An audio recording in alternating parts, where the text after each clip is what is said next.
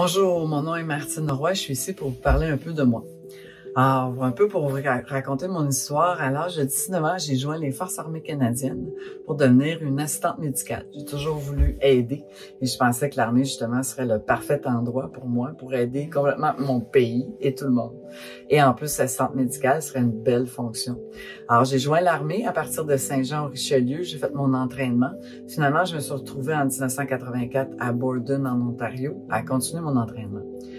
Et pendant l'entraînement, je me suis fait arrêter, amener dans une maison pour qu'on me questionne. Je me demandais vraiment pourquoi je me faisais arrêter. Et c'était pour homosexualité. Dans ce temps-là, il y avait une loi de 1956 à 1992 dans tout le fédéral qui était l'armée canadienne, la fonction publique ou la GRC. C'était une déviance sexuelle d'être homosexuel. Ça, s'ils apprenaient ça, ils t'arrêtaient, ils t'interrogeaient et ils te congédiaient. Et ils ont purgé comme ça autour de 9000 personnes, puis on était à peu près 30 000 à être enquêtés. Alors pour moi, quand c'est arrivé, ça s'est passé à plusieurs étapes, me faire arrêter une première fois, après ça on me dit « dis la vérité ». Alors je dis la vérité, et évidemment, en disant la vérité, je me suis dit, ben ils vont me garder parce que c'est qu'est-ce qu'ils m'ont promis. Et finalement, non. Ils m'ont congédié le 14 décembre 1984. Ils m'ont donné 9 jours. Alors, je me suis battue vraiment difficilement. Mais j'ai fait mon possible. Je suis allée au Parlement. J'ai même parlé à un aumônier catholique, à un aumônier protestant. J'ai vraiment essayé de faire changer cette décision. Puis il n'y avait rien à faire. Alors, je suis partie de là, j'étais très déprimée. Je pensais d'ailleurs à m'enlever la vie. J'essayais de me trouver un emploi, mais c'était cette déprime-là, cette, tu sais, comme on pourrait dire, la honte, elle n'arrêtait pas, elle voulait pas s'en aller.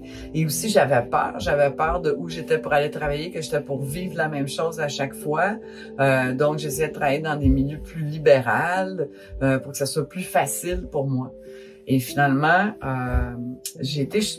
ça m'a pris à peu près une dizaine d'années, honnêtement, à m'en remettre. Ça m'a pris 10 ans à vraiment trouver un endroit où j'étais bien, où je me sentais incluse et où je pouvais être moi-même. Parce que ça a l'air anodin, mais si tu peux pas être toi-même, tu peux pas être authentique, comment tu veux être bien?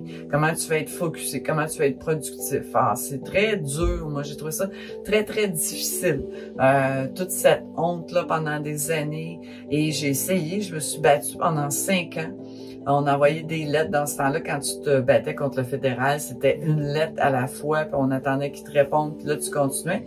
Tu faisais tout le côté militaire, puis après ça, tout le côté politique, puis je me suis même rendue jusqu'à Jeanne Sauvé pour me faire répondre que j'avais pas vécu d'injustice. Alors, c'est seulement en 1992 que c'est Michel Douglas qui a réussi en cours à faire enlever cette loi-là de tout le fédéral.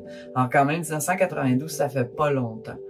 Et ça laisse des séquelles parce que quand tu es jeune comme moi, qui a 20 ans, de perdre ton emploi pour une raison comme ton orientation sexuelle qui fait partie de toi-même, qui est pas un choix, c'est très difficile de s'en défaire. Tu perds ton emploi parce que tu es en retard ou tu n'as pas les compétences, mais tu peux régler ce problème-là. Tu peux faire quelque chose pour le changer. Parce que les émotions, on peut pas vraiment les arrêter.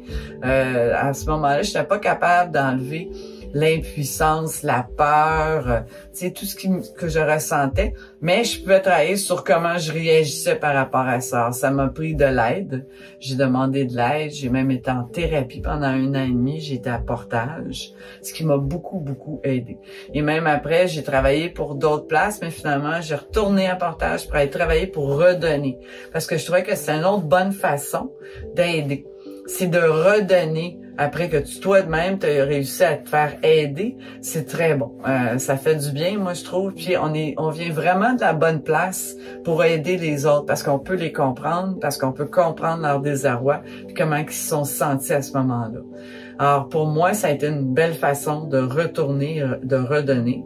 De fil en aiguille, j'ai découvert à quel point c'était important d'avoir un regroupement regroupement d'employés LGBT, tu sais, comme un regroupement pour les femmes, un regroupement pour les gens qui ont des handicaps, un regroupement pour la communauté noire, mais autant pour la communauté des lesbiennes, des gays, des bisexuels et des transgenres. Ça veut dire pourquoi? Pourquoi qu'on a besoin de faire ça? Parce qu'on a besoin d'en parler. On a besoin de dire aussi aux gens que c'est correct de faire partie de la communauté, c'est correct d'être authentique, puis qu'il y a une politique qui les protège, puis qu'aujourd'hui, il y a une charte des droits qui protège les gens. Puis, tu sais, vous allez dire, ça peut être l'air d'une cause sociale, c'est pas juste une cause sociale, c'est la bonne chose à faire. Parce que tu veux être capable d'être productif, tu veux être capable d'être focusé sur ton travail. Si tu es toujours en train de te demander, est-ce que je dois mentir, est-ce que je dois raconter une histoire, ça ne finit plus. Et c'est pas confortable. Et justement, pour la santé mentale, c'est pas un bon endroit à être. Moi, je pense que la vie, tant qu'à la vivre, moi, je trouve qu'on doit la vivre pleinement. Avec toutes nos fautes, avec tous nos bobos, avec toutes nos conditions, mais il faut être capable d'en parler. Il faut pas avoir peur non plus de demander de l'aide et de dire, hey, j'ai peur, je me sens que j'ai peur de dire à mon patron que je suis homosexuel, ou je me sens justement intimidée parce que je fais partie de la communauté noire, ou j'ai de la misère parce que je travaille avec une équipe juste d'hommes puis je trouve que j'ai pas ma place en tant que femme. C'est toutes des choses que si vous laissez aller à la longue, ben ils peuvent justement vous atteindre, vous faire sentir mal, vous enlever le goût de se lever le matin puis d'aller travailler, vous démotiver. Alors moi, j'ai été très chanceuse de trouver une compagnie qui a su justement motiver, m'inclure, mais en plus m'inspirer. Alors, il m'envoyait justement dans des conférences. J'ai été aux États-Unis voir qu'est-ce qui se passait. J'ai aidé à partir de regroupements d'employés LGBT à Saint-Jean, au Nouveau-Brunswick. J'étais arrivée à Montréal, j'ai parti celui à Montréal en 2005. J'ai aidé à fonder Fierté au Travail Canada, qui aide des compagnies à faire justement des regroupements LGBT en entreprise pour aider pour l'inclusion, parce que j'y crois. Parce que vu que moi, j'y ai souffert, j'aimerais ça être sûr que je suis capable de laisser une trace puis d'aider les gens à ce qu'ils souffrent pas comme ça. Parce que 75% de notre temps est au travail. Alors, c'est vraiment important l'inclusion. Quand on me demande, mais pourquoi? Tu sais, mais c'est vraiment... Premièrement, on veut garder nos employés, on veut attirer les meilleurs talents. Alors, comment le faire avec un bon climat? Ça prend un bon climat, un climat de respect, un climat d'inclusion. La santé mentale, elle est aussi importante que la santé physique et ça va ensemble. Et ça fait partie d'être bien, d'avoir un bon climat, de pas se sentir justement intimidé, exclu ou ne pas faire partie de. Tout le monde a sa place. Tout le monde est important. Et n'ayez pas peur de demander de l'aide. Je sais que c'est difficile. Je sais que des fois, ça peut être humiliant de le faire, mais ça vaut la peine. Demander de l'aide peut vous sauver, peut sauver des vies. Puis aussi, prenez le temps. Prenez le temps de demander aux gens autour de vous, surtout en temps de COVID en ce moment. Prenez le temps de prendre le téléphone, de voir comment les gens autour de vous vont. Est-ce qu'ils sont bien? Prenez le temps de voir aussi avec vos collègues. Est-ce que tout va bien? C'est un bon moment pour prendre le temps avec ce virus, avec le COVID, qu'on est tous obligés de vivre au même niveau. Alors, merci beaucoup de m'avoir reçu. Merci beaucoup et j'espère que je vais avoir réussi à vous inspirer un peu et à vous aider un peu avec mon histoire et ma vie.